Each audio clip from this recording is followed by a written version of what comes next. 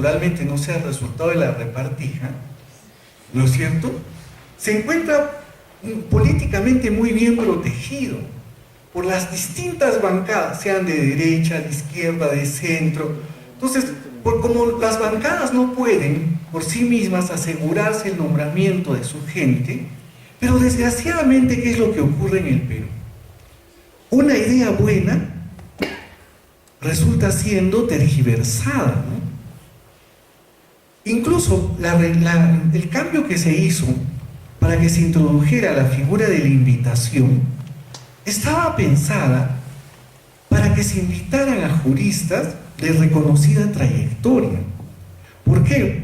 Porque se pensó que de esa manera se iba a evitar el maltrato. Sin embargo, ¿a quiénes invitaron? Salvo a 2 o 3, no se invitaron a juristas de reconocida trayectoria, sino a aquellos que se encontraban vinculados a los grupos políticos.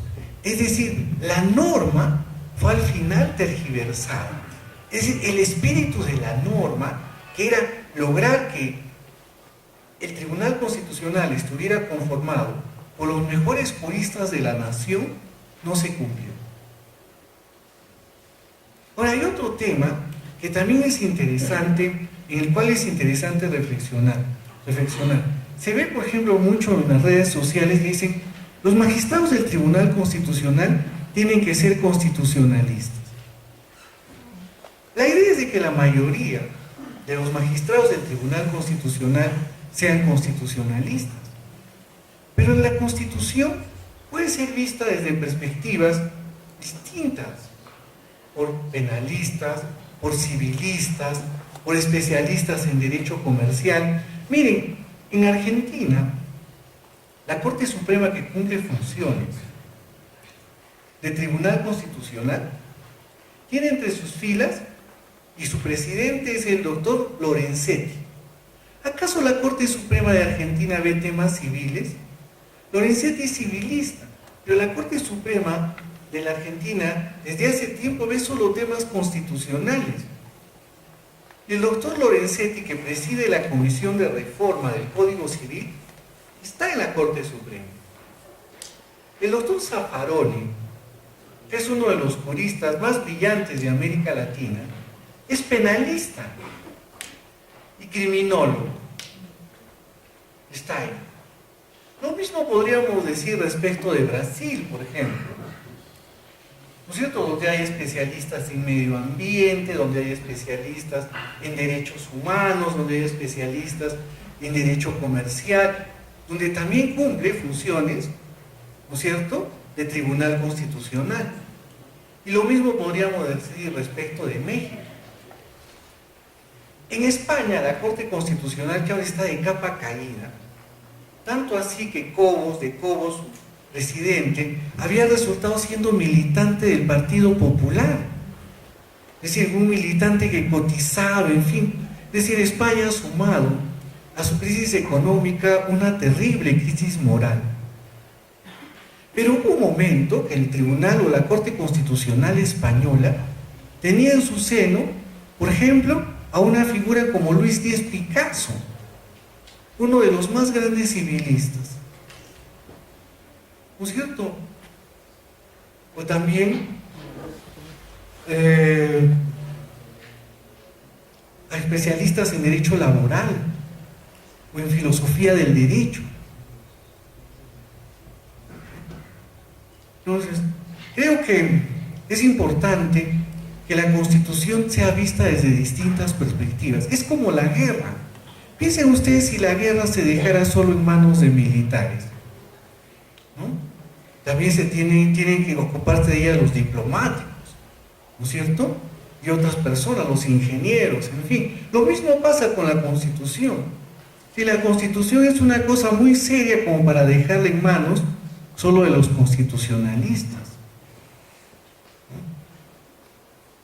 Entonces creo, ahora bien, hay propuestas que consideran que el Tribunal Constitucional, los magistrados del Tribunal Constitucional debían ser nombrados por el Consejo Nacional de la Magistratura.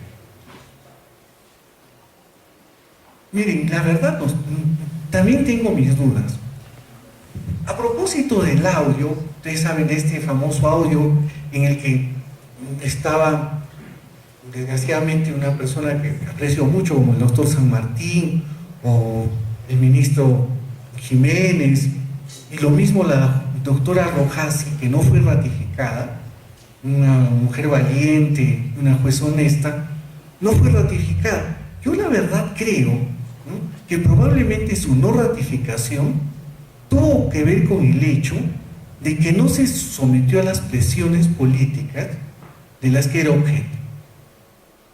Si ese fuera el caso, el Consejo Nacional de la Magistratura no estaría haciendo su papel.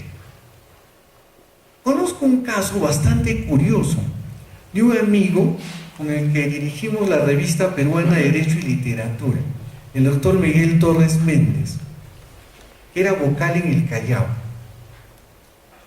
Él, en una sentencia, en el ejercicio de su cargo, citó el libro Alicia en el País de las Maravillas. Le dijeron en la entrevista, ¿cómo pues un juez va a citar un cuento de niños? Pero ocurre que esto es tener una gran ignorancia, porque el libro Alicia en el País de las Maravillas está escrito en una clave infantil, porque la censura de la época no permitía una crítica severa, ¿no es cierto?, porque había una gran represión en Inglaterra. Pero en realidad el libro está dirigido a toda clase de lectores, no solamente a los niños, sino también a los adultos. Y en la entrevista le dijeron, bueno, ¿y usted es cierto que abraza la Escuela Libre del Derecho? Sí, en efecto, yo considero que es un movimiento interesante. Uno de los consejeros saltó hasta el techo. Era como si hubiera dicho que era terrorista o algo así, fuera del Movadef, ¿no? Cuando la Escuela Libre del Derecho no es sino un movimiento teórico que surgió, ¿no es cierto?, en Europa central, en Europa a fines del siglo XIX, que era una reacción contra la exégesis, y que lo único que hace es que da una mayor libertad interpretativa, tanto así que en México hay una facultad de Derecho que da títulos universitarios, que se llama Escuela Libre del Derecho. Entonces, miren, ¿cuál era el nivel de muchos consejeros que ni siquiera estaban informados de eso? Entonces también tengo miedo que el nombramiento de magistrados del Tribunal Constitucional se deje en manos de personas tan poco informadas. El sistema, por ejemplo, del concurso no era malo. ¿Por qué? Porque incluso lo televisaban, ¿no es cierto? Ahí se podía saber cuál era la actitud de los candidatos. El problema es que cuando ocupaban primer lugar, segundo lugar, tercer lugar, cuarto lugar, cuando iban al pleno los vetaban, ¿no es cierto? Y entonces no se respetaba el orden. Entonces, y eso era una verdadera lástima. ¿Por qué? Porque lo que debía haber habido, a mi modo de ver, es una norma que dijera que los que iban al pleno, después de haber pasado el concurso, ¿no es cierto?, el pleno debía de nombrarlos en virtud a lo aprobado por la comisión, porque además no solamente había examen, sino que además habían pues objeciones, ¿no?, habían tachas, proceso de tachas, en fin, todo eso.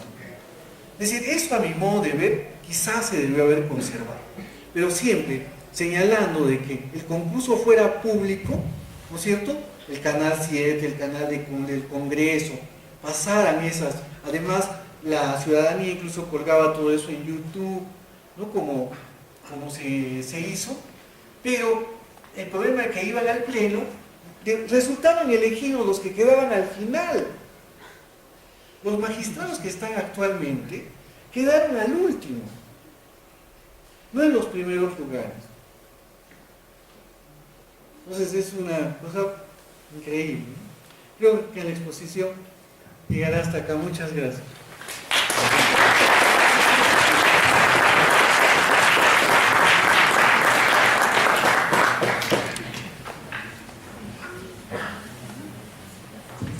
A todos los asistentes, vamos a hacer un break. Pueden pasar.